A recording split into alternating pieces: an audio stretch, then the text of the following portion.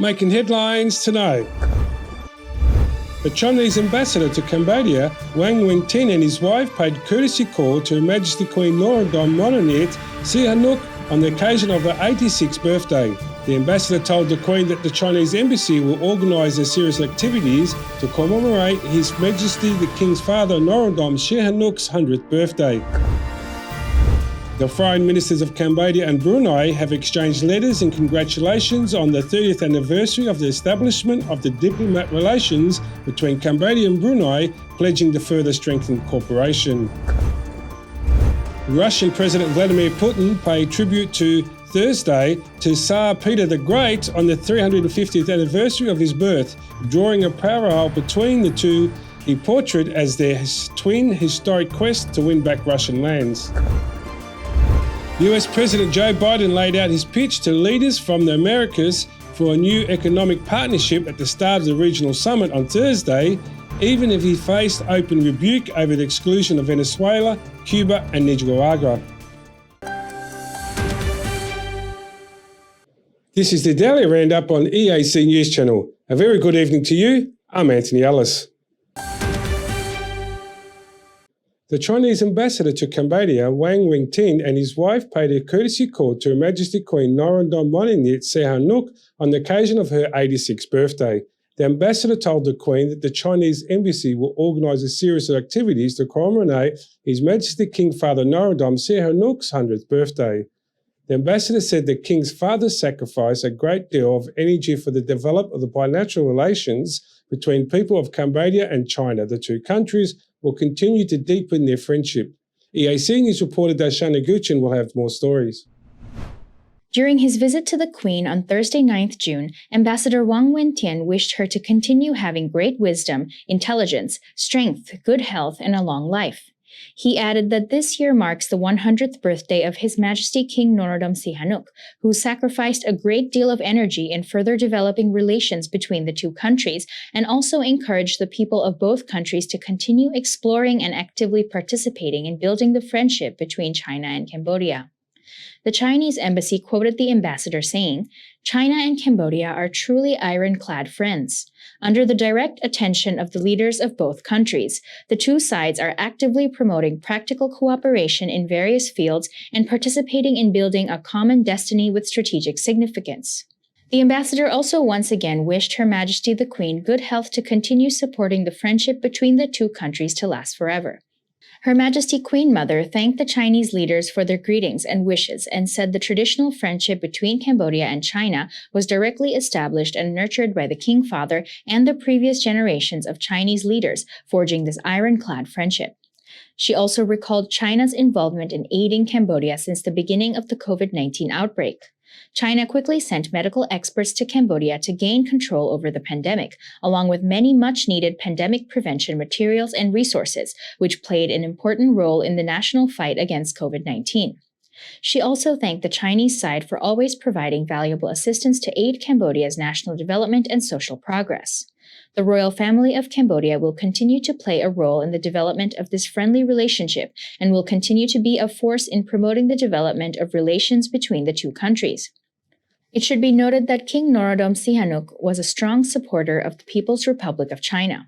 As head of state and government during the Sangkom Ria Neom, or Popular Socialist Community era, King Norodom Sihanouk proclaimed independence and recognized the People's Republic of China as a country before China itself had declared as such.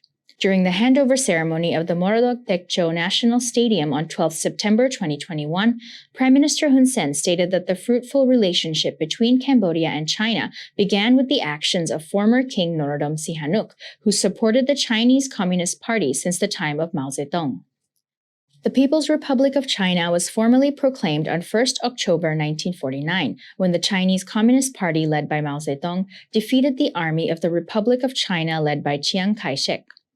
In September 2021, His Majesty King Norodom Sihamoni delivered a congratulatory message to the President of the People's Republic of China, Xi Jinping, on the occasion of the 72nd anniversary of the establishment of the country.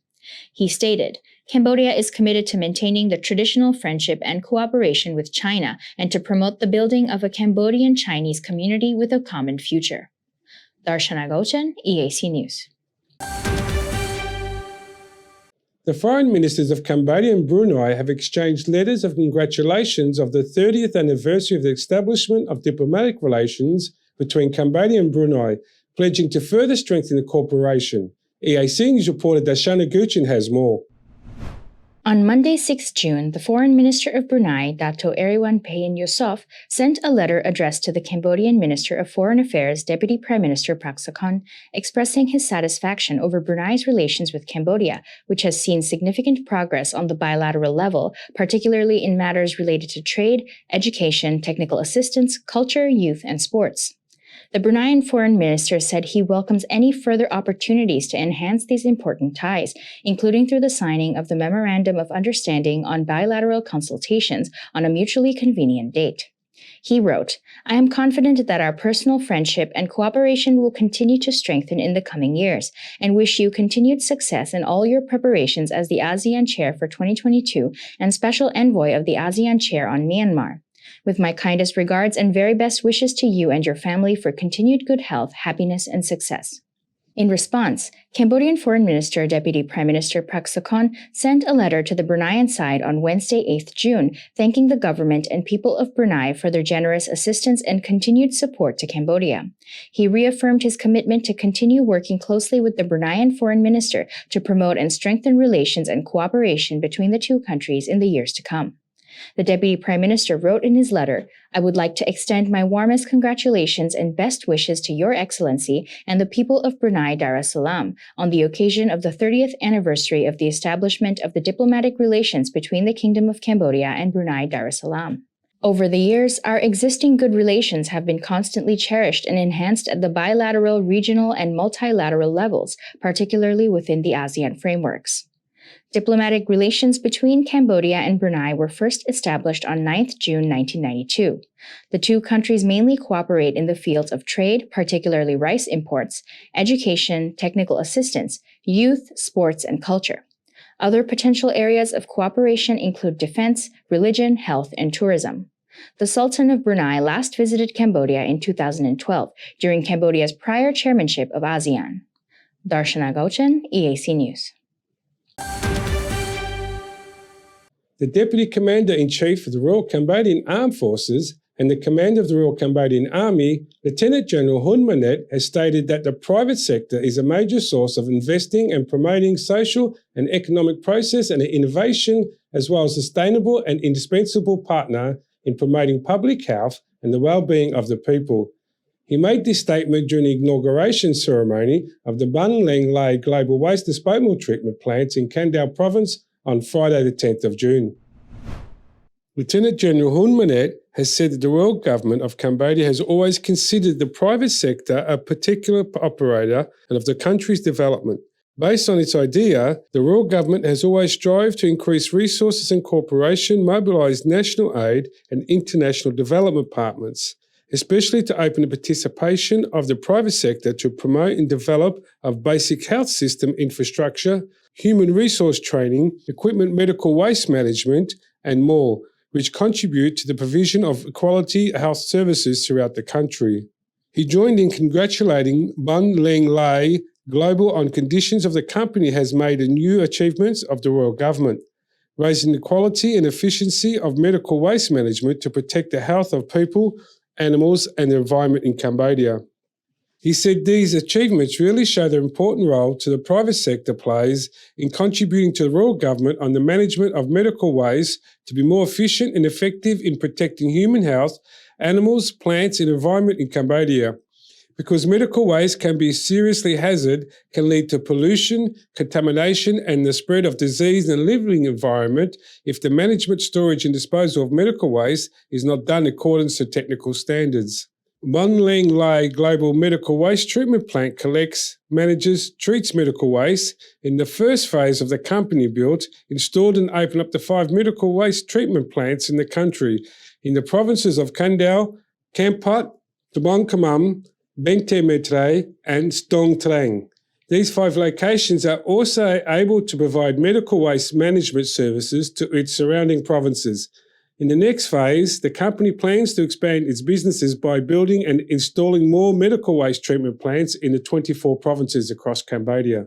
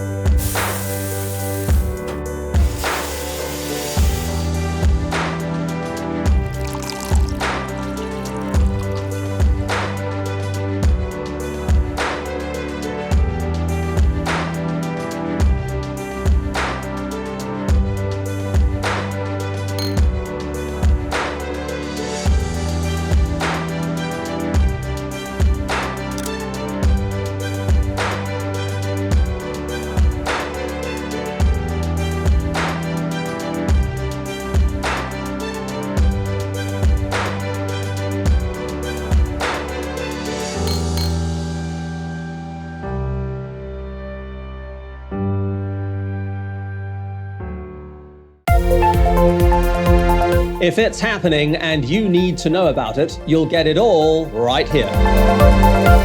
EAC News brings you updates and breaking news in English across all of our platforms and channels.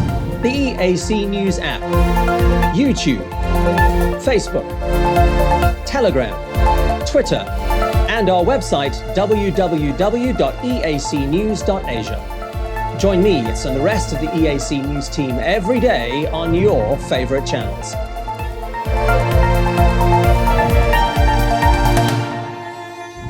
EAC News, Cambodia made clear.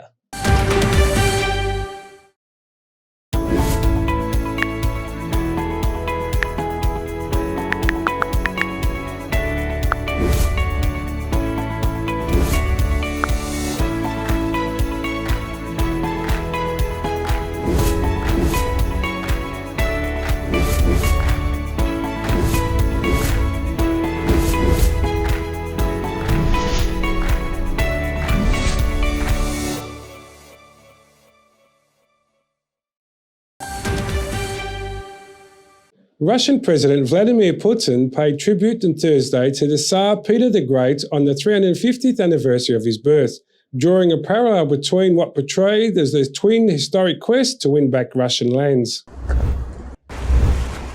Peter the Great waged the Great Northern War for 21 years. It would seem that he was at war with Sweden. He took something from them. He did not take anything from them. He returned what was Russia's, said Putin after visiting an exhibition dedicated to the Tsar. In televised comments on day 106 of his war in Ukraine, he compared Peter's campaign with the task facing Russia today. Peter the Great, an autocratic modernizer admired by liberal and conservative Russians alike, gave his name to a new capital, St. Petersburg, Putin's hometown, that he ordered built on land he conquered from Sweden. Prior to Putin's visit to the exhibition, state television aired a documentary praising Peter the Great as a tough military leader, greatly expanding territory at the expense of Sweden and the Ottoman Empire. Putin also mentioned while being televised at a meeting with young entrepreneurs that no iron curtain would fall over the Russian economy, despite the sanctions imposed by the West, because Moscow would not close itself off from the world like the Soviet Union did. Asked about the possible deals with partners such as China and India amid the closure of Russia's economy, Putin, speaking ahead of next week's St. Petersburg Economic Forum, said Russia's economy would remain open. "We will not have a closed economy. We have not had one and we will not have one," Putin told young entrepreneurs in a televised meeting. "We did not have a closed economy, or rather we did in the Soviet times, when we cut ourselves off." He further added, "We did not have a closed economy, or rather we did in the Soviet times when we cut ourselves off, created the so-called Iron Curtain. We created it with our own hands. We will not make the same mistake again. Our economy will be open." President Putin also mentioned Russian companies will not block off their oil wells despite the West's efforts to lessen its dependence on energy supplies from Moscow. The United States introduced its embargo on Russian imports in March, just days after Moscow sent its troops into Ukraine, while the European Union agreed last month in principle to gradually cut 90% of its oil imports from Russia by the end of this year. Putin said the West will not be able to completely stop using Russian energy resources over the next few years. He said, As far as refusal from our energy resources is concerned, this is unlikely for the next few years, while it's not clear what will happen during those few years. That's why no one will pour cement into the wells.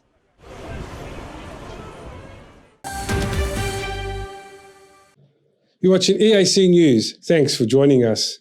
US President Joe Biden laid out the pitch to the leaders from the Americas from the new economic partnership at the start of the regional summit on Thursday, even as he faced an open rebuke on the exclusion of Venezuela, Cuba and Nicaragua. President Joe Biden announced on Wednesday a proposed new US economic partnership with Latin America aimed to countering China's growing clout with its kicked off the regional summit, married by discord and snubs off the guest list. Hosting the Summit of the Americas in Los Angeles, Biden sought to assure the assembled leaders about his administration's commitment to the region despite nagging concerns that Washington at times is still trying to dictate to all poorer southern neighbours. Speaking at the opening session of the Summit of the Americas in Los Angeles, Biden said his administration was committed to help Latin America and its Caribbean recover from the COVID-19 pandemic, tackle irregular migration and improve living standards. But he quickly faced sharp pushback over his decision to cut out Washington's three main regional antagonisms, which spurred a boycott by some leaders led by the Mexican President Andrés Manuel López Obrador, dealing a blow to Biden's effort to reassert US leadership. The lineup of visiting heads of state and government in attendance was thinned down to 21 after Biden excluded Cuba, Venezuela and Nicaragua, prompting Mexican President Andrés Manuel López Obrador and several other leaders to stay away in protest. We have to invest in making sure our trade is sustainable and reasonable in creating supply chains that are more resilient, more secure and more sustainable, Biden told the gala opening ceremony. Brazil and the United States should forge closer ties after the two countries drifted apart in ideological reasons, Brazil's far-right president, Jair Bolsonaro, said on Thursday at the first official meeting with his US counterpart, Joe Biden.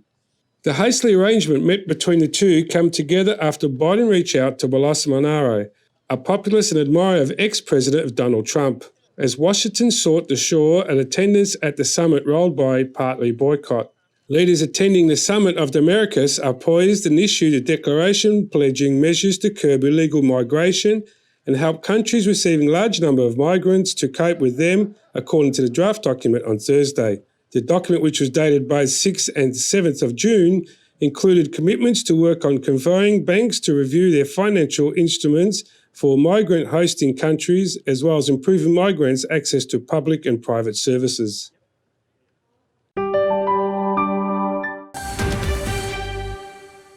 Between uncertainty and confusion, the migrant caravan paused on Thursday, 9th of June, to obtain temporary visas, allowing them to transit throughout Mexico and continue with their hopes reaching to the United States.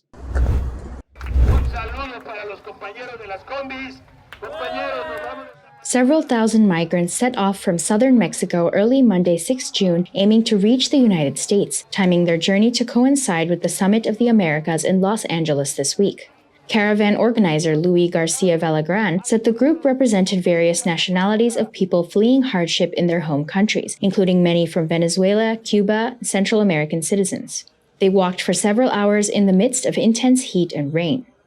We are heading to the immigration center to ask for our document to be able to travel by bus, but they told us that it was collapsed, so we will continue on the march because we were told if we reach another town, we could have the opportunity to get the document, said Venezuelan migrant Daniela Celis.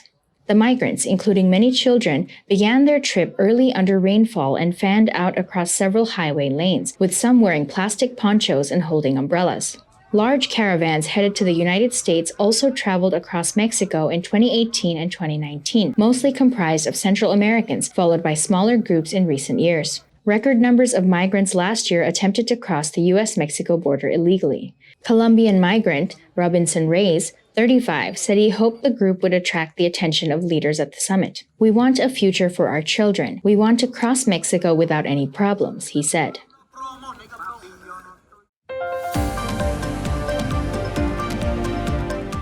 Now, let's have a look at the weather and what you can expect for tomorrow.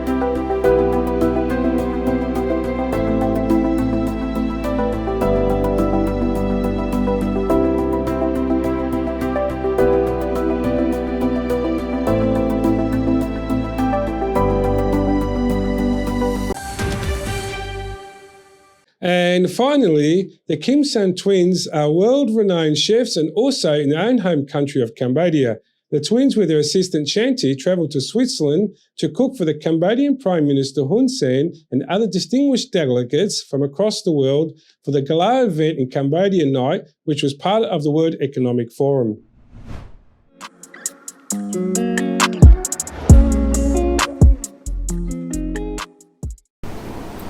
ជំរាបសួរអ្នកខ្ញុំឈ្មោះពលគឹមសាអ្នកខ្ញុំមកពីខេត្តសៀមរាបជាមួយនឹងបងស្រីហើយខ្ញុំឈ្មោះសុកគឹមសានមកពីខេត្តសៀមរាបដូចគ្នាចំណែកខ្ញុំរៀននៅសាលាពលដប្រូលនៅខេត្តសៀមរាបហើយនាងរៀននៅខ្ញុំរៀននៅសាលាបាយនៅសៀមរាបដូចគ្នាចាពួកយើងទាំងពីរនាក់បានធ្វើដំណើរពីសៀមរាបមកភ្នំពេញដើម្បីបើកភោជនីយដ្ឋានមួយឈ្មោះថាភោជនីយដ្ឋានសំបុក ហើយភោជនីយដ្ឋានពួកយើងមានបម្រើសេវាកម្មម្ហូបអាហារមានអាហារពេលព្រឹកអាហារថ្ងៃត្រង់អាហារសម្រន់ The duo had met while working together in a hotel where their friendship flourished and made names for themselves at the Embassy restaurant in Siem Reap, the first all-female staff restaurant in Cambodia where Shanti is head chef.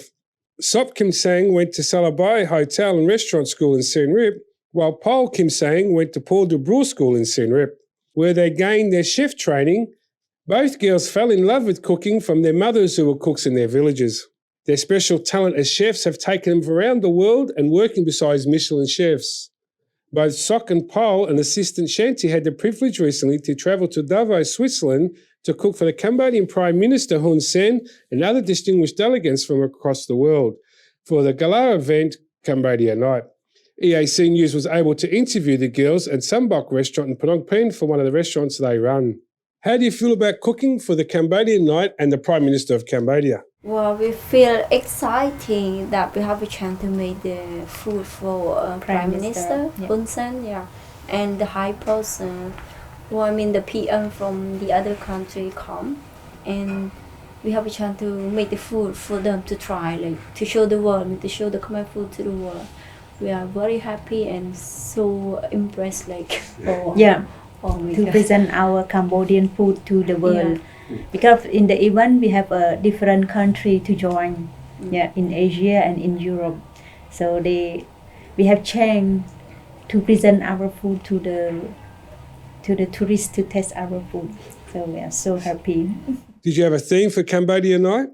Well, it's all we present the Cambodian food. Even some we brought the ingredient from Cambodia to the world to make our Khmer food in India, because we were thinking like India we could not find this one the same as what we have in Cambodia. So we brought some ingredient there. Well, I mean, some ingredients especially come from Cambodia. It's the unique one that we cannot find in Europe, so we brought it. To make our food to be the same flavor, not the same taste. That's why it's the main ingredient is very important. So we select the main ingredient to bring to the world. Everyone calls you twins. Are you twins? No, actually we are the twin name, the same name, but we are not related. And we just a friend, and we meet up each other in one hotel, and then we work together for now it's nearly 20 years together. You know, me, I born in Cambodia and she's born in Siem Reap. So it's different place. Do you have a signature dish? For us, we have for me, my signature dish, I do a green cocoa soup. It's our signature dish, and this soup is like nobody have in Asia. It's a signature dish of Cambodian. Excellent. It's also like it's mixed up in the very green leaf inside in the soup. Countryside dish. It's countryside. It's a countryside dish. Every time mom she make this soup, I have to pick up the vegetable around the house, or the table, and then pick it up, and then have to cut lemongrass and make it take long, but it's nice. And then need to take the skin of coconut, the coconut, cut it and make it after take the coconut cream.